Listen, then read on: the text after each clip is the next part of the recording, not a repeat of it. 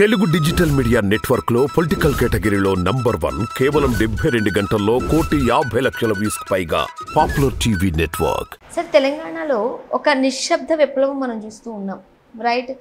BJP ఖచ్చితంగా మాకే digital number వస్తుంది, డబుల్ డిజిట్ వస్తుంది అని చెబుతుంది.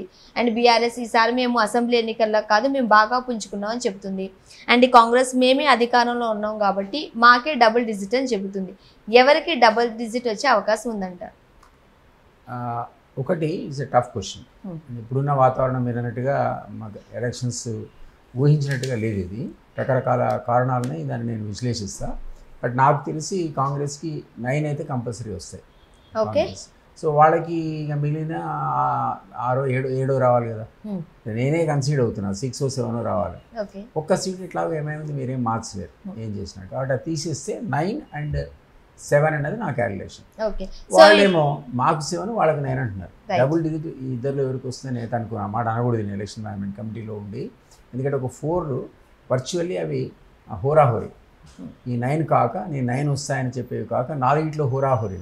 మరి ఆ 4 ఎటుపోతాయనేది ఎవరికైనా డబుల్ డిజిట్ వస్తుందో డిసైడ్ చేస్తుంది. సో 9 అయితే కంపల్సరీ అని చెప్తారు. కాంగ్రెస్కి 9 మీకు ఖచ్చితంగా వస్తాయి. అండ్ ఈ రిజల్ట్స్ తర్వాత మేనేజ్మెంట్ ఇంపార్టెంట్. ఈ పోల్ మేనేజ్మెంట్ అనేది మా వాళ్ళు ఎర్లియర్గా ప్రెడిక్ట్ చేసిన 9 కాన్స్టిట్యున్సీస్లో 1 or 2 కాన్స్టిట్యున్సీస్ పోల్ మేనేజ్మెంట్ వైపు వెళ్ళాయి. మిగిలిన 4 పోల్ మేనేజ్మెంట్ ఖచ్చితంగా అవసరమని మేమంతా అనుకున్న ద్వారా మా వాళ్ళు చాలా ఎక్సలెంట్గా పోల్ మేనేజ్మెంట్ చేశారు కొన్ని ఫ్యాక్టర్స్. సో అందువల్ల మాకు అడ్వాంటేజ్ రావాలంటే మా క్యాలిక్యులేషన్. ఎందుకంటే పార్టీలో ఉంటే మేము మాదే క్యాలిక్యులేట్ చేస్తాం, మాది బీజేపీ క్యాలిక్యులేషన్ మాకు సంబంధం లేదు కదా. కానీ బీజేపీకి ఒక అడ్వాంటేజ్ ఏమొచ్చిందంటే బీఆర్ఎస్కి సంబంధించిన వాళ్ళు ప్రొస్టేట్ అయిపోయారు. అంటే దాదాపుగా మోకరిల్లిపోయారు బీజేపీ ముందు. వాళ్ళ ఓటు బ్యాంక్ అనేది దారుణంగా పడిపోయింది. వాళ్ళకి ఎప్పుడో 39.5 ఉండింది మాకు అసెంబ్లీ ఎలక్షన్స్లో అని అన్నాడు కదా కేటీఆర్. అక్కడి నుంచి కింద పడితే అది 15% జరిపింది యాజ్ ఇట్ ఈజ్గానే. ఆ 15లో ఒక 5% బీజేపీకి షిఫ్ట్ అయిపోయింది. వీళ్ళే దాన్ని అలౌ చేశారు. ఎందుకంటే మేము ఓడిపోతున్నాం కాబట్టి మేము గెలవకూడదు, కాంగ్రెస్ గెలవడు. దాంతో అనుకోని విధంగా ఒక 5% ఓట్ బ్యాంక్ ఆల్ ది కాన్స్టిట్యున్సీస్లో బీజేపీకి లాభం జరిగింది. బీజేపీకి సపోర్ట్ అంటే లాభం జరిగింది అంటే షిఫ్ట్ అయింది వాళ్ళకి. ఆ షిఫ్టింగ్ వల్ల వాళ్ళ అంచనాలు ఒరిజినల్గా 4-5 కంటే మించాలనుకున్నది 6-7 దాకా వచ్చారు వాళ్ళు ఈ షిఫ్ట్ ఆఫ్ ఓట్ వల్ల. ఓకే, అది రీజన్, మెయిన్ రీజను. బట్ హోరాహోరీ 9 క్లియర్, 4 ఏమో హోరాహోరీ అనేది నా క్యాలిక్యులేషన్. ఇప్పుడు రిజల్ట్స్ తర్వాత రాష్ట్రంలో ఒక నూతన అధ్యాయం అంటూ కూడా కిషన్ రెడ్డి గారు అనడం చూస్తూ ఉన్నాం. ఏం చెప్తారు మీరు? ఏం నూతన అధ్యాయం ఏముంటుంది? నిన్న 10 ఏళ్ళ నుంచి అధికారంలో ఉన్నారు. తెలంగాణకు వాళ్ళు ఏమీ చేయలేదు, పైసా పని చేయలేదు.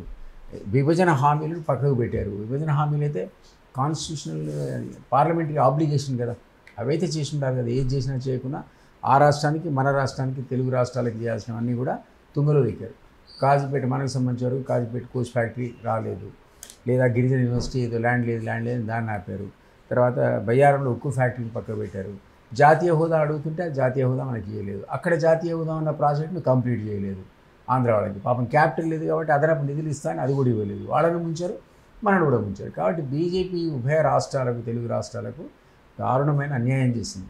కాబట్టి 10 ఏళ్లలో ఏమీ చేయలేని వాళ్ళు ఇప్పుడు వచ్చి కొత్త అధ్యాయాలు ఏం రాస్తారు? వాళ్ళు కొత్త అధ్యాయాలు రాసేది ఆస్కారం ఉందని నేను అనుకోను. ఉత్తమ మాటలు అవి. ఇప్పుడు ఏదో పొలిటికల్ లాభం కోసం పార్లమెంట్ ఎలక్షన్స్లో లాభం తీసుకోవడం కోసం మాట్లాడారు. దానికి అన్నిటికంటే మించి వాళ్ళు సాఫ్నేషన్ దిశగా వెళ్ళారు. అంటే కాషాయీకరణ. రాముడు, ఈ రాముడు వాళ్ళు కనిపెట్టారా? మనకు తెలియదా? మన హిందువులం కాదా? మనకు రాముడు మనకు కూడా దేవుడే కదా. సో దాన్ని ఓవర్ పబ్లిసైజ్ చేసి వాళ్ళే సుప్రీంకోర్టు జడ్జిమెంట్ రాసినట్టు, వాళ్ళు చెప్తేనే ఆ జడ్జిమెంట్ వచ్చింది, వాళ్ళు చెప్తేనే రాముడు. 2 మత సంస్థల మధ్య సుప్రీంకోర్టులో సుదీర్ఘకాలంగా జరుగుతున్నటువంటి వివాదం ఇది ఒక లాజికల్ కంక్లూజన్కి వచ్చింది. వస్తే ఒక అడ్వాంటేజ్ వచ్చింది. కడితే సంతోషమే. మీరు కనిపెట్టిన రాముడు కాదు కదా. మనకు కూడా భద్రాద్రి రాముడు ఉన్నాడు, అందరి గుళ్ళల్లో రాముడు ఉన్నాడు. సీఎం బాగా చెప్పాడు, గుళ్ళోనేమో రాముడు ఉండాలి, భక్తి అనేది గుండెల్లో ఉండాలి. అది కరెక్ట్. సో దాన్ని వాళ్ళు ఓవర్ ఎంఫసైజ్ చేసి పొలిటికల్ మైలేజ్ కింద రిలీజియన్ కన్వర్ట్ చేసే ప్రయత్నం చేశారు.